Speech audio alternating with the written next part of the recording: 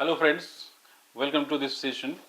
Uh, I think this session is very much interesting, going to be very much interesting and इसमें जैसे कि मैं कहता आ रहा हूँ कि मेरे चैप्टर चाहे मैं रिटन या वर्बल दोनों चैप्टर्स को मैं क्रिएट कर रहा हूँ और इस सेशन को आगे बढ़ाते हुए जिसका कि टॉपिक है थियरी ऑफ एक्सप्रेशन और इस टॉपिक में आज एक नया चैप्टर इंक्लूड होने वाला है जिसमें मैंने इनवाइट किया है क्लास 7th के बच्चों को।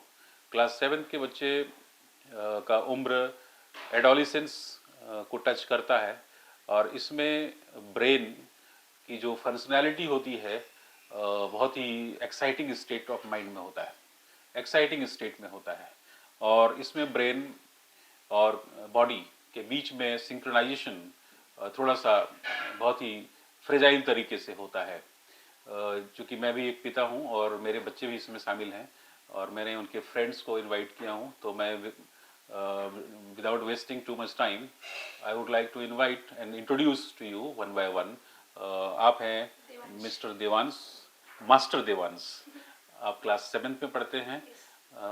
आप हैं मिस्टर अर्नव, मास्टर अर्नव। मैं मिस्टर और मास्टर दोनों बोल रहा हूँ, मैं बताऊंगा क्यों। आप हैं मिस्टर मनीष और मास्टर मनीष। आप हैं मिस्टर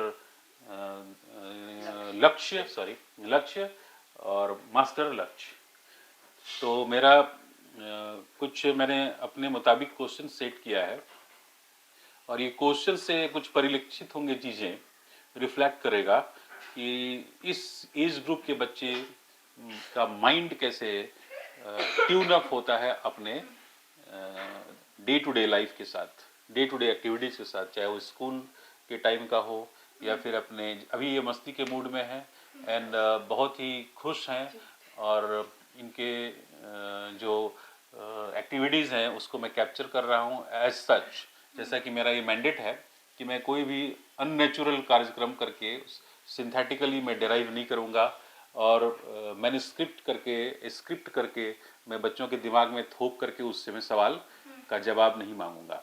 ठीक है, ये मेरा प्रॉमिस है। तो मिस्टर मास्टर देवांश, आप मिस्टर देवांश और मास्टर देवांश में कुछ फर्क समझते हैं क्या? मिस्टर किसी बड़े को बोला जाता है, मास्टर मास्टर शायद बच्चों को बोला जाता है। ओके, लेकिन यहाँ पर मैं आपके देवांश को नहीं बोल रहा, मैं आपके ब्रेन को संबोधित कर रहा हूँ। आप ब्रेन समझते हो? ब्रेन कहाँ है आपका? यहाँ पे। गुड। ब्रेन वहां पर क्यों दिया? ब्रेन आपका पैर में क्यों नहीं है, घुटने में क्यों नहीं है? ये तो नहीं पता। Okay, very good. नहीं पता है तो नहीं पता है। ओके, तो मिस्टर आपको बोलना और मास्टर बोलने के पीछे कुछ लॉजिक आपको समझ में आ रहा है? ब्रेन परसीव कर रहा है दोनों चीज़ों को। जब मैं आपको मिस्टर देवांश बोलता हूं तो आपको ज़्यादा मज़ा आ रहा है सुनने में कि मास्टर देवांश में? मास्टर में। ओके, इसका मतलब आपका दिमाग अभी भी जुवेनाइल और उसको आप बहुत ही फ्रेश तरीके से चीज़ों को समझ करके उसमें आप रिस्पॉन्ड करते हैं, तो आपको मैं मास्टर देवांश बोलूँगा। ठीक है? आप इस क्वेश्चन पे आपका क्या रिएक्शन है? मास्टर। मास्टर देवांश। क्यों अपने आप को मिस्टर नहीं समझते हैं? लेकिन मिस्टर क्योंकि हाँ बोलिए।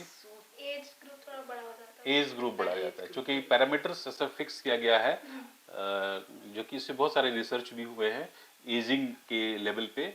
तो 18 वर्ष के बाद ही लोग क्या होते हैं, एडल्ट होते हैं, तो वहाँ पर मिस्टर लगा देते हैं। ठीक है, बाद बाकी master is a very lovely term है ना, जिसको कि हम लोग संबोधन करते हैं। आप लोग का कुछ बोलना है इसके ऊपर, मिस्टर और मास्टर के ऊपर? मास्टर।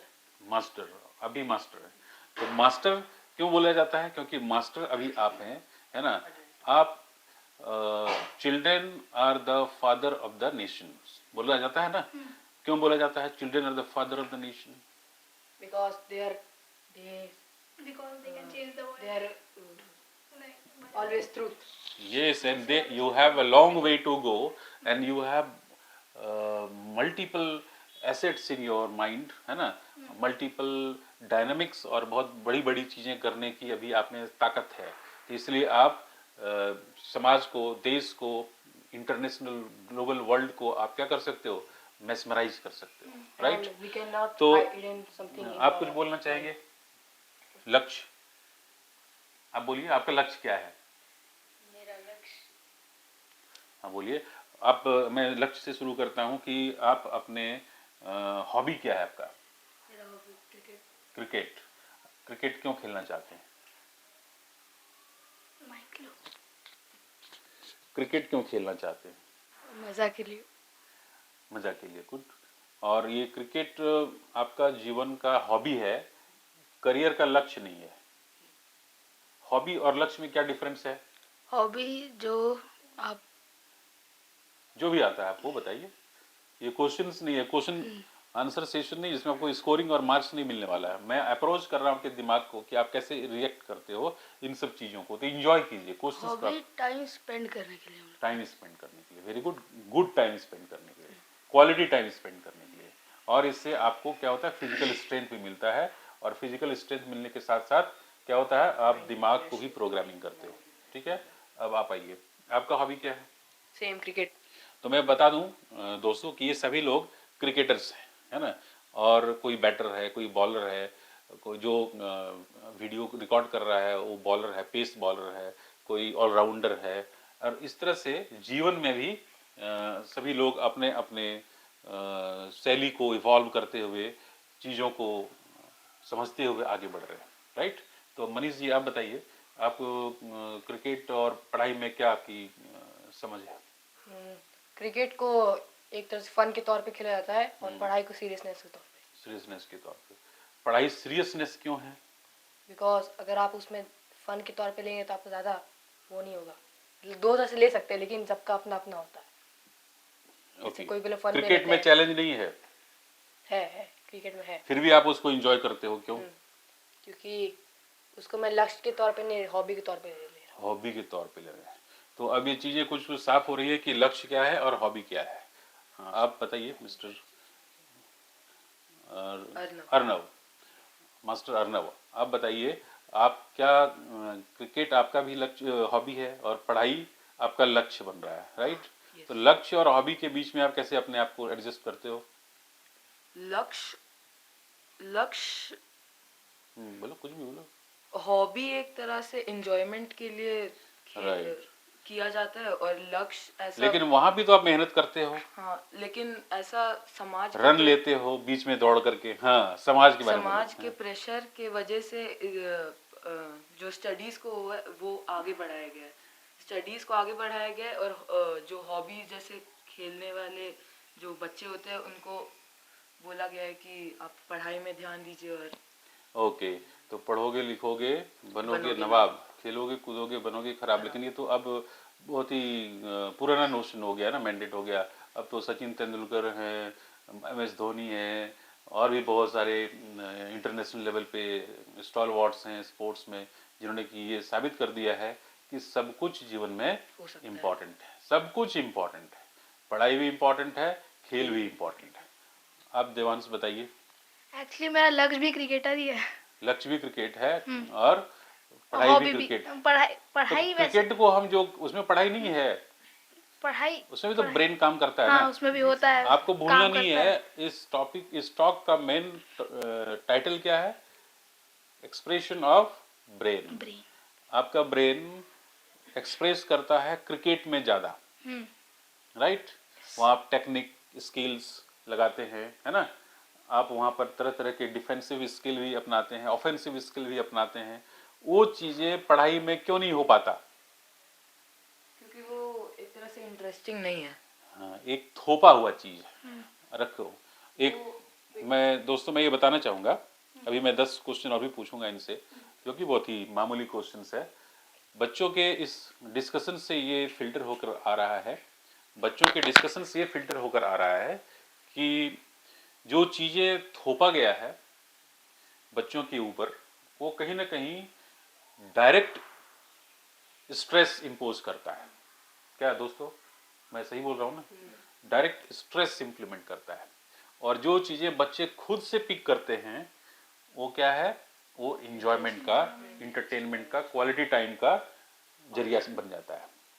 अब इसके बीच में बहुत बड़ा एक क्वेश्चन है छुपा हुआ कि अगर ये पढ़ाई, जिसको कि हम कहते हैं कि दाल रोटी खाने का जरिया है, नौकरी करने का जरिया है ना, और अपने आप को समाज में इस्टेब्लिश करने का जरिया है, आज तक यही समझा जा रहा है और इस बेसिस पे बच्चों को स्ट्रेस में डाला जाता है। अगर मैं भी एक पेरेंट्स हूँ, मनीष जी को बोलूँ, मृणाल को बोलूँ कि आप लोग पढ़ाई लिखाई छोड़ करके क्रिकेट खेलना शुरू कर दो, तो आप लोग कल क्या बोलोगे, इनके बारे में क्या सोचना शुरू करोगे? कि मनीष ने स्कूल और मृणाल ने स्कूल छोड़ दिया, मनीष और मृणाल ने स्कूल छोड़ दिया, आपके फ्रेंड है, क्लासमेट हैं, तो आप लोग कैसे रिएक्ट करोगे कि अब सिर्फ क्रिकेट खेल रहा है, तो उससे आपको क्या मैसेज मिलेगा? हाँ,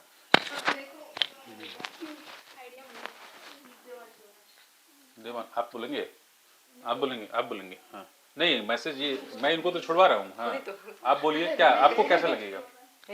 आपको अगर मैं बोलूं कि इनको, आपके फ्रेंड को मैं कल से क्लास नहीं जाने दूंगा, स्कूल नहीं जाने दूंगा, ये अब टोटली क्रिकेट खेलेगा, तो आपको कैसा लगेगा?